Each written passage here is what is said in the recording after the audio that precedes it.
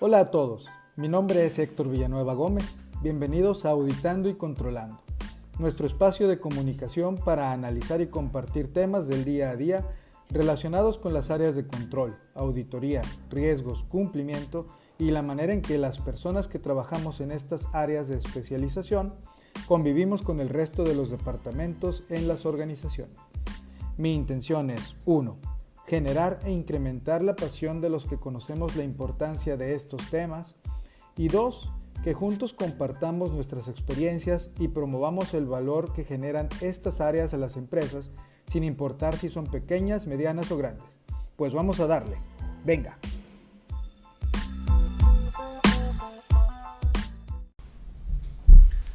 Hola, ¿cómo están? Espero que se encuentren muy bien. Nuevamente les agradezco mucho volver a darme la oportunidad de compartir unos minutos con ustedes.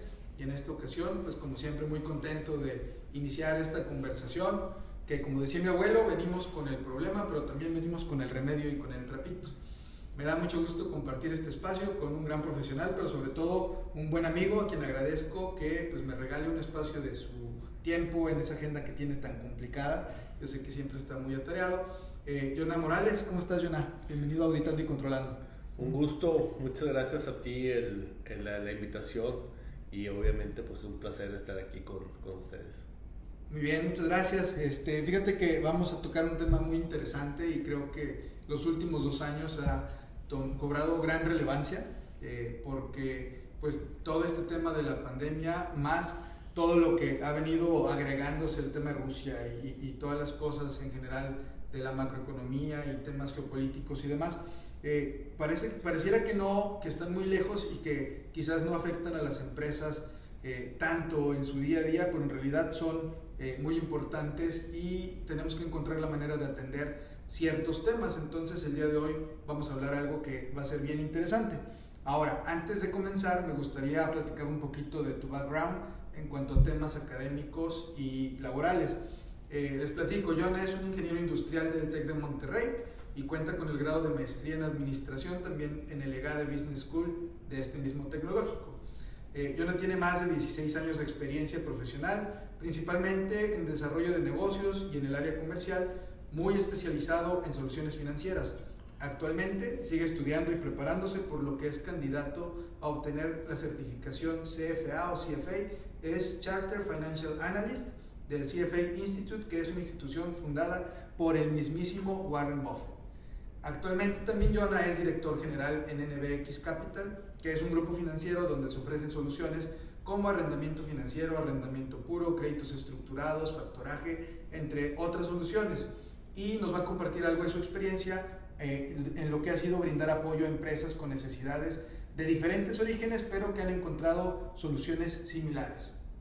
Es importante mencionar que la información que estaremos platicando es únicamente a título personal de quienes participamos y no representa el punto de vista de ninguna institución o empresa en particular. A ver, Jonah, vamos a platicar un poquito acerca de 2 o 3 temas. En principio, liquidez, el riesgo de liquidez. ¿Cómo lo conceptualizas tú? ¿Qué has visto que a las empresas les hace daño o les limita su capacidad para crecer en cuanto al tema de liquidez? Bien, ahí se me ocurren dos versiones y voy a empezar con una frase, sin entrar en temas filosóficos, una frase que sea mi abuelo. No hay nada, en este mundo solo existen 2 cosas, Dios y las ventas. Correcto. Entonces, sobre eso quiero irme por dos caminos. No tanto el mexicano en sí, sino culturalmente son muy tendidos a hacer las cosas de inicio. Todo tiene que ser perfecto. Todo tiene que ser perfecto y que sea el mejor producto y se nos olvidan el tema de las ventas. Estamos planeando y se nos olvida vender. Pero entonces ahí es nuestro primer riesgo de liquidez. Estamos metiendo al negocio y para que sea el mejor producto y el mejor sistema y demás, y se nos olvida vender. Empiezan los problemas de liquidez que pueden llevar a una crisis dentro de la empresa, ¿no? Y el otro punto sería el vender.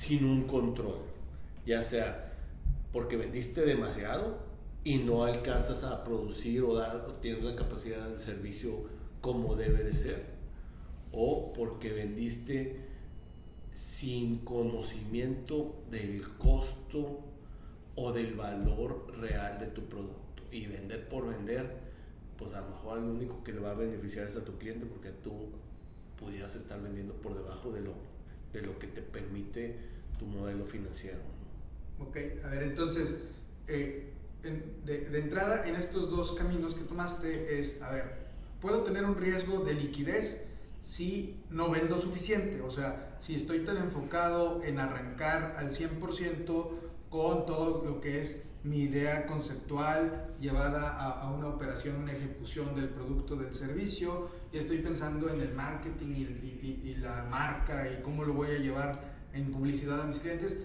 pero si no empiezo a vender rápido, entonces es dinero invertido, que es flujo que sale de la bolsa del dueño o de la empresa que está empezando, pero sin tener un retorno de ese dinero. Entonces lo primero es no vender suficiente o suficientemente rápido.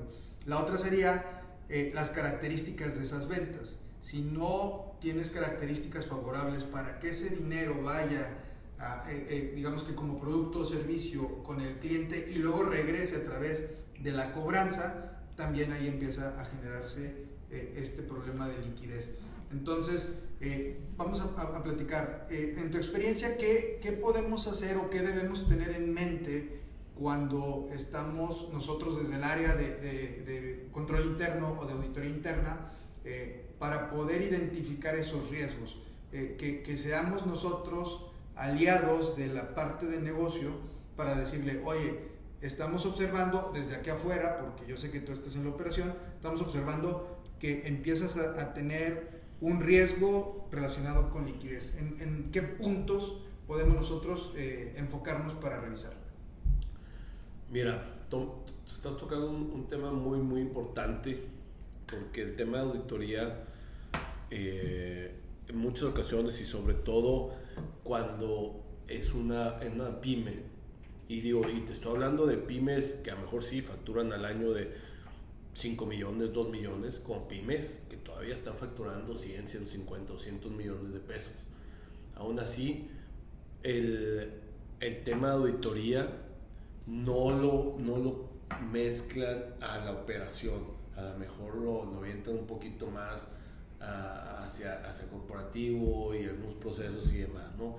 Pero es bien importante que también se mezcle la operación, no nada más al tema contable, y sobre todo también al tema financiero, porque volviendo al tema de liquidez, empiezan los riesgos en donde a lo mejor se vendió a una cierta cantidad, pero esa cantidad pues no necesariamente va a cubrir los costos administrativos, laborales, de promoción y demás, que son costos que en un principio, y más sobre si es materia prima, no es tanto, lo puedes ver un poquito más cuando vendes servicios, pero cuando vendes productos, pues tú a lo mejor dices, ay, bueno, pues mi producto me cuesta 10, yo lo voy a dar en 15. Oye, pero en ese rango de los 5, esa utilidad, pues todavía tienes que ver los gastos administrativos, los gastos de nóminas, a lo mejor ir a los caja operativa, ir sacando fondos y demás, ¿no? Entonces, la auditoría tendría que estar viendo también el tema financiero, operación, y poder estar llevando de la mano, sobre todo a las cabezas, que se venda correctamente. Y más cuando llegas a crecer y empiezas a venderle a grandes empresas que tienen una operativa en donde te están pagando a créditos de 30, 60 y a veces hasta más de 90 días, eso hace que tu liquidez empiece a trastebillar, y por ende tratas de buscar créditos, que ahí es pues no te voy a decir el secreto del éxito, pero es un tema medular, el tener el crédito correcto para la operación correcta. No puedes nada más agarrar el primero que se te presenta, o inclusive no puedes agarrar nada más el más barato, porque también tienes que ver si es el más barato, es el crédito correcto. Tú necesitas realmente un revolvente, estás agarrando un simple, o viceversa. Entonces hay muchos factores que tienes que estar controlando, que ahorita que comentas el tema de auditoría es una gran práctica para poder sobre todo institucionalizar tu operación con tus finanzas. Ándale, ahorita dijiste un montón de cosas bien interesantes. Como en principio, bueno, nosotros lo vemos desde el punto de vista de que hay niveles de madurez en el camino de las empresas, desde que nacen y hasta que tienen el éxito que estaban buscando, a veces en un tamaño chico, mediano, grande, o ya empresas transnacionales, globales, etcétera, pero tienen diferentes niveles de madurez en cuanto al control interno. Cuando van empezando, pues son empresas que arrancan a trabajar con las 3 o 4 personas que el dueño contrató para empezar el negocio, y luego van creciendo y no sé, traen más gente del área comercial, un ingeniero mejor preparado, compran máquinas y siguen ellos haciendo todo lo que entre los 3 o 4, digamos que gerentes o jefes de área están diseñando reactivamente sobre la marcha, dependiendo de la necesidad del cliente. Luego hay niveles donde ya van haciendo lo que mencionabas, ya un tema más institucional, donde ya empiezan a poner todo su conocimiento en políticas, en procedimientos, y se van encargando de que la gente los cumpla. Pero si no hay un área que vaya al menos en el inicio liderando ese cambio de usos y costumbres, muy apegado a lo que estás estableciendo en las políticas y procedimientos, pues normalmente la operación te gana y regresas a hacerlo de la manera más sencilla para desatorar digamos que las operaciones o las transacciones en el día a día, y pudieras darte permiso de no cumplir con alguno o algunos de los criterios que ya se habían definido. Y hay otros niveles donde ya ni siquiera necesitas un área de control interno que te ayude, sino que ya cada quien es dueño de su proceso, es dueño de sus actividades, y conscientemente ya todos los días trabaja de acuerdo a los lineamientos de la empresa. Ya no necesitan tanto un vigilante que pudiera ser la misma área de control interno, que los obligue a estarse acordando de los lineamientos, sino que solitos ya lo van haciendo, y ahí es donde entra la figura de auditoría interna, donde eventualmente y en función a un programa de trabajo basado en riesgos pudiera venir y señalar cuando hay alguna excepción a esos lineamientos, porque también la operación es muy variable, muy flexible, y puede ser que la política o el criterio de ayer hoy ya no sirve, ya es más una limitante para seguir operando que un tema de aseguramiento de calidad o de control. Entonces también tienen que levantar la mano y decir, oye, cámbiamelo porque ya no me está funcionando, no sé, el trámite con la autoridad ya no se hace de esa manera, el control que antes lo hacía Juanito, pues ahora ya lo tenemos en el sistema, en el ERP. Entonces también debemos tener esa flexibilidad. Ahora, dentro de lo que mencionabas de la parte financiera y operativa, también es bien importante saber identificar cuáles son los indicadores clave de desempeño, porque esos son los que digamos que el termómetro que te va diciendo si cumples o no cumples con las políticas y los procedimientos. En cuanto a las empresas que te ha tocado conocer o ayudar, ¿cuáles indicadores crees que son los más relevantes que no se pueden dejar de estar vigilando, monitoreando frecuentemente? Definitivamente el tema de liquidez.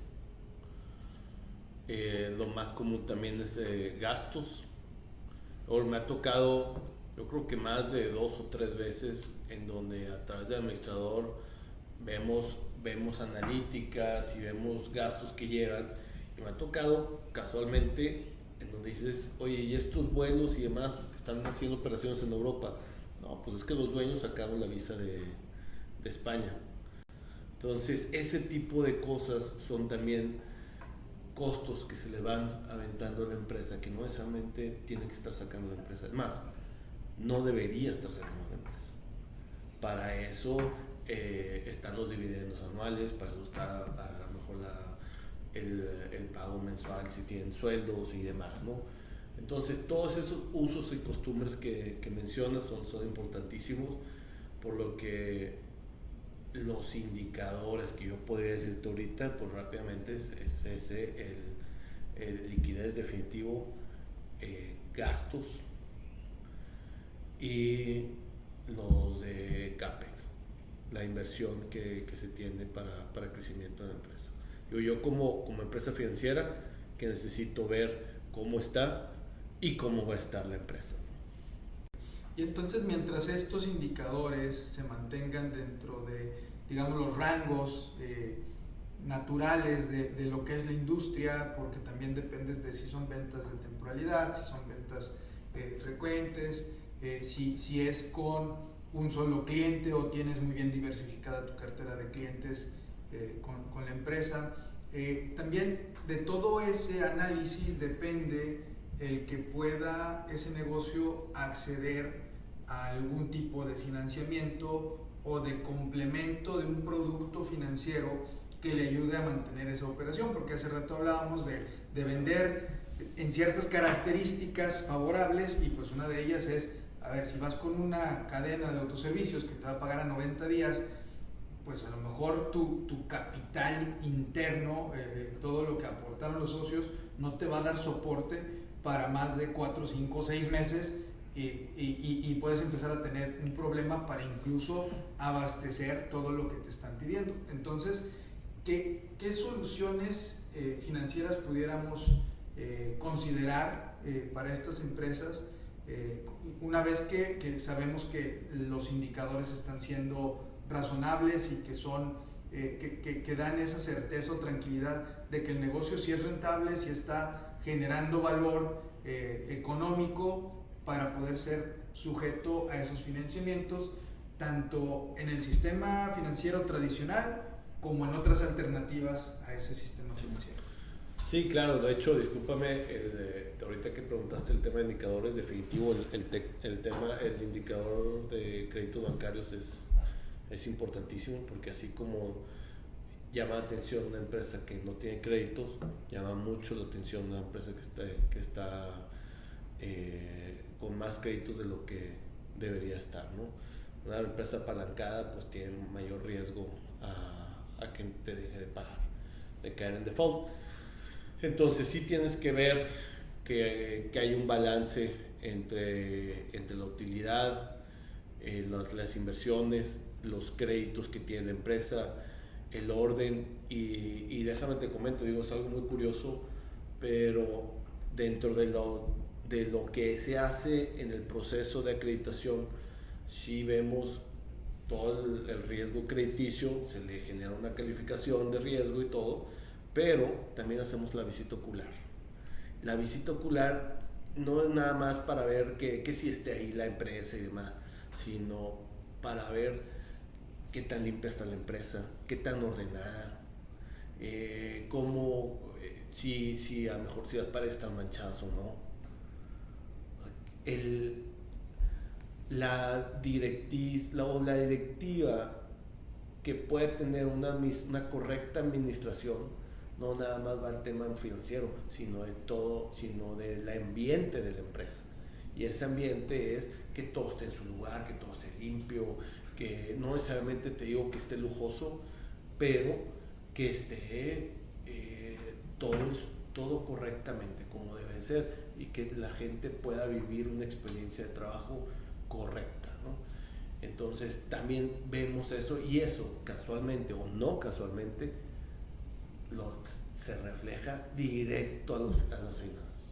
Entonces ves sus estados financieros y todo, también todo correcto y todo pagado, su buró, el buró muy importante, es algo que a veces se le hace de menos, y las empresas se atreven a, como le llaman, una mala práctica, a jinetear, porque a veces ni siquiera no te pagan a tiempo porque no tengan recursos, sino porque es una práctica administrativa el estar reteniendo pagos por alguna razón. Pero bueno, eso ya son usos y costumbres, o malas usos y costumbres, y eso es lo que también limita el crédito en México, ¿no?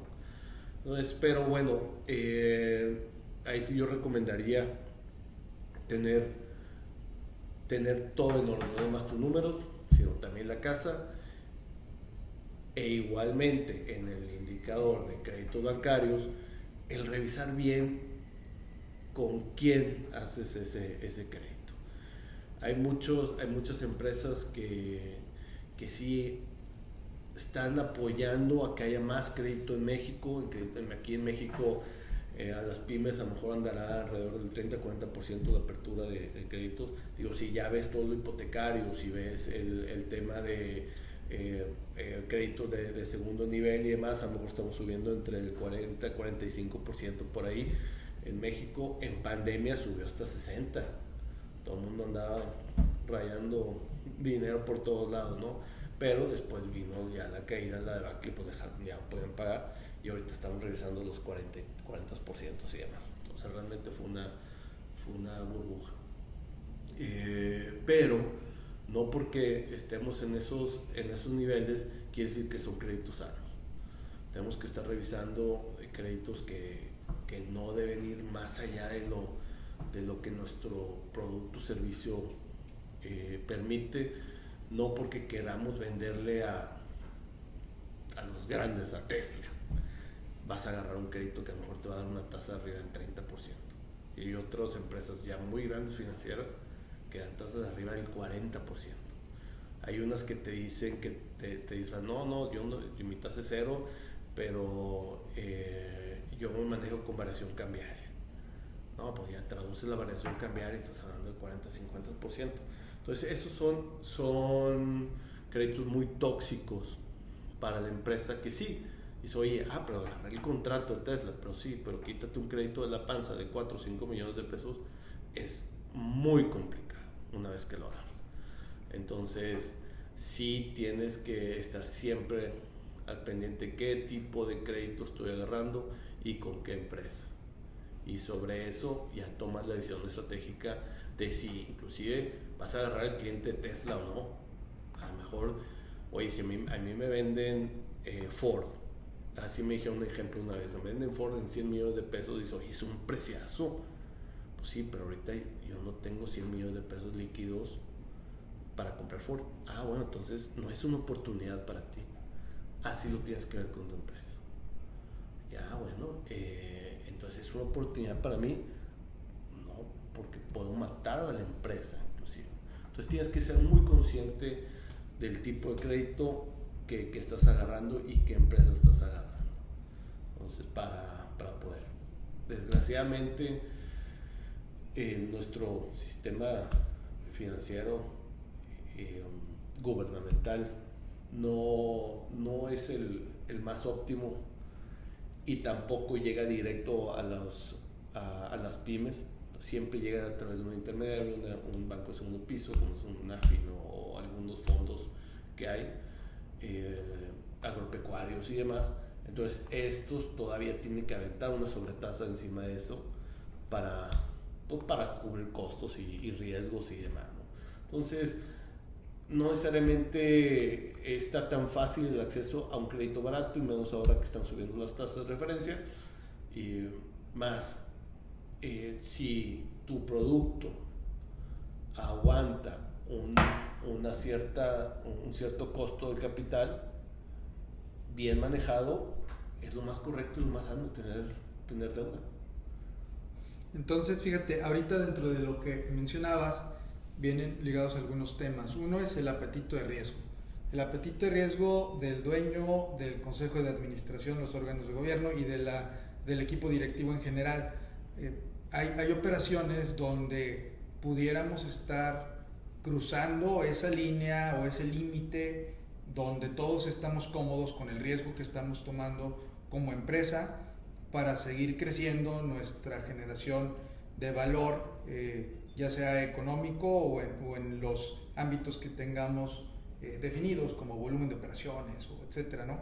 Entonces, ese apetito de riesgo, nosotros desde el punto de vista de las áreas de control y vigilancia, empujamos a que esté definido en un documento donde todos estemos de acuerdo y conscientes de que cualquier operación fuera de esos criterios o lineamientos, uno se puede o se debería descartar, Y dos, a lo mejor si de entrada el business case es muy bueno, se tiene que llevar a que todos los involucrados en el bienestar y la trascendencia del negocio pues lo vuelvan a analizar y quizás se pueda hacer alguna excepción, pero todo esto que quede documentado para efectos de que si tenemos una estrategia a la cual nos vamos apegando, hay una transacción en particular que se va a salir de ese camino, pero vamos a medir hasta dónde pudiéramos ser flexibles en esa única operación, ¿no? Entonces nosotros desde las áreas de auditoría control interno es pues revisar que las operaciones sí están dentro de ese mismo apetito de riesgo. Otro tema es pues nosotros también entonces deberíamos estar pendientes de que los términos y condiciones contractuales de las diferentes operaciones o de un nuevo cliente o con un nuevo cliente, sobre todo si son clientes que tienen un poder de negociación mayor al de nosotros como empresa, pues que sean favorables para el logro de los objetivos estratégicos de la empresa. Pudiéramos también caer en el tema que un esquema de pagos no favorable para nosotros nos puede llevar a la necesidad de tener financiamientos que a lo mejor el día de hoy no tenemos acceso a uno que sea acorde a nuestra información financiera actual, a nuestro tamaño de la empresa. Nosotros también tenemos que cuestionar si se deben o no se deben tomar esos nuevos clientes, tomar esas nuevas operaciones y fundamentarlo con un análisis de lo que son los términos y condiciones para que sea más claro. Normalmente si nos enfocamos en un checklist donde, a ver, se tiene el contrato, se tiene los criterios, pero no nos metemos a analizarlos, nuestro trabajo pudiera quedar limitado y generar menos valor a la empresa del que deberíamos. Entonces eso es otra cosa que también no debemos dejar de hacer para efectos de que realmente nosotros estemos apoyando ese logro de los objetivos de la empresa y cuidado de la trascendencia de lo que es el negocio. Pues mira, qué interesante. Finalmente, Yona, me gustaría saber, dentro de lo que es el ámbito financiero en el que ustedes se desenvuelven, qué herramientas financieras tienen o conoces que pueden ayudar a las empresas. Una vez que pues sí, se hace un análisis de lo que es la situación financiera, la operatividad, la cultura incluso del negocio, ¿qué se puede ofrecer para que ellos tengan pues ese acceso al financiamiento o cualquier otra herramienta y que les ayude a subir escalón tras escalón en cuanto al tamaño de su operación o de su negocio? Fíjate, qué bueno que lo mencionas. Por mucho tiempo, junto con la posibilidad de acreditar a la empresa, nosotros estuvimos ofreciendo, y lo seguimos ofreciendo, nomás que no creas que ha sido tan fácil, el asesoramiento financiero. Todas las muchas pymes tienen su equipo administrativo y la mayoría son contadores. Y la verdad, yo respeto mucho el trabajo que hace. Aquí utilizamos los contadores todos los días, pero también tenemos que ver hasta dónde podemos usar un contador, como hasta dónde podemos usar un ingeniero, hasta dónde podemos hacer un arquitecto. Yo no le puedo pedir a un arquitecto que me haga un estudio de estructuras de un puente que voy a hacer, porque a lo mejor lo va a poder hacer aunque tiene un conocimiento, pero no necesariamente va a tener la expertise para darme los detalles.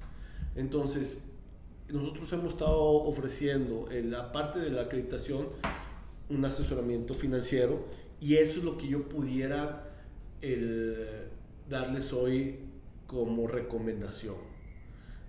Aparte de su gente contable, agarren gente financiera que pueda apuntalar su negocio para el futuro, no nada más para lo que se está haciendo hoy y lo que se hizo históricamente, sino alguien que pueda apuntalar hacia el futuro, tener una estrategia financiera, y eso les va a abrir las puertas también para tener todo un orden de estrategia que les puede apoyar en las acreditaciones futuras con diferentes instituciones financieras.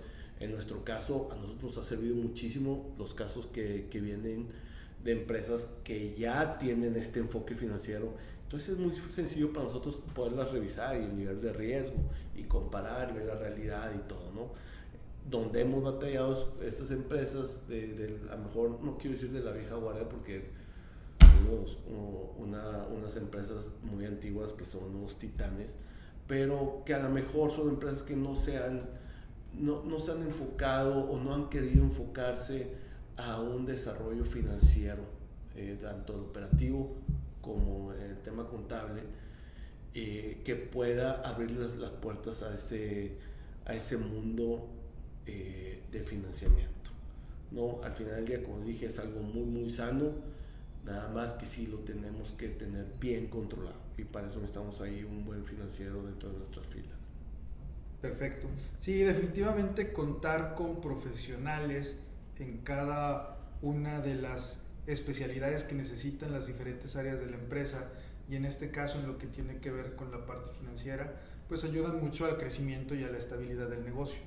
Si no los tienes dentro de tu empresa, pues contar con alguien externo que con ojos frescos venga y te ayude a retar, a criticar lo que estás haciendo de fondo, y a lo mejor ayudarte a perfeccionar tu modelo de negocio. No quiere decir que esté mal, pero siempre pues ahora sí, entre más cabezas lo vean, es más fácil identificar áreas de oportunidad o incluso actualizarlo, porque pudiera ser que tú, al estar envuelto en el día a día y en la operación, estás dejando de ver nuevas prácticas que hay ya en el mercado, y que pues la gente que está haciendo estos análisis en diferentes negocios, industrias, empresas, pues te pueden ayudar a generar ideas que pueden llegar a complementar o a corregir algo que pues necesitas para tener ese siguiente nivel de crecimiento. Entonces creo que es bien interesante.